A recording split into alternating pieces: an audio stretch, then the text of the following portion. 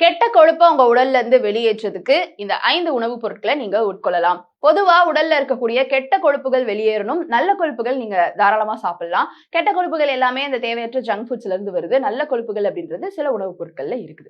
அந்த வகையில நீங்க ஒரு ஜிம்முக்கு போறீங்க, எக்ஸசைஸ்லாம் பண்ணிட்டே இருக்கிறீங்க. அதோட சேர்த்து நான் சொல்லப் போற இந்த 5 உணவுப் பொருட்களை அடிக்கடி நீங்க உடல்ல சேர்த்துக்கும் பொழுது உடல்ல இருக்கக்கூடிய கெட்ட கொழுப்பு எல்லாமே வெளியேறி நல்ல கொழுப்புகள் உங்க உடல்ல இருக்கும். கெட்ட கொழுப்பு எதனால உடல்ல இருந்து வெளியேறணும் அப்படின்னு ஃபர்ஸ்ட் பார்த்தோம் அப்படின்னா, அது நம்ம ரத்த குழாய்களுக்குள்ள போய் ஒரு மெழுகு மாதிரி ஒட்டிக்கும் அதிகமா சேர சேர. அதனால உங்களுக்கு இந்த ரத்தத்துடைய ஃப்ளோ அப்படின்றது கரெக்டா இருக்காது. ஆகையால இந்த கெட்ட கொழுப்பு ஆப்வியஸ்லி உடல்ல இருக்கக்கூடாது.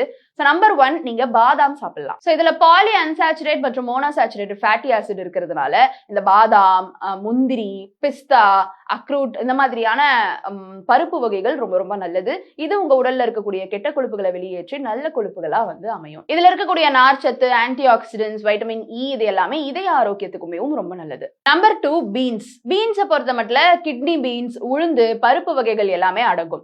இதுலயுமே அளவு கடந்த நார்ச்சத்து இருக்கிறதுனால உங்க உடல்ல இருக்கக்கூடிய கெட்ட கொழுப்புகளை அழிக்கக்கூடியவை. இதுல முக்கியமா நார்ச்சத்து மட்டும் இல்ல, புரோட்டீன் அப்புறம் ஆன்டி ஆக்சிடென்ட்ஸ் எல்லாம் இருக்கு. உங்க உடல்ல இருக்கக்கூடிய கெட்ட கொழுப்பை உறிஞ்சி வெளியில அனுப்புறதுக்கு இது உதவிப்படுது. நம்பர் 3 கத்திரிக்காய்.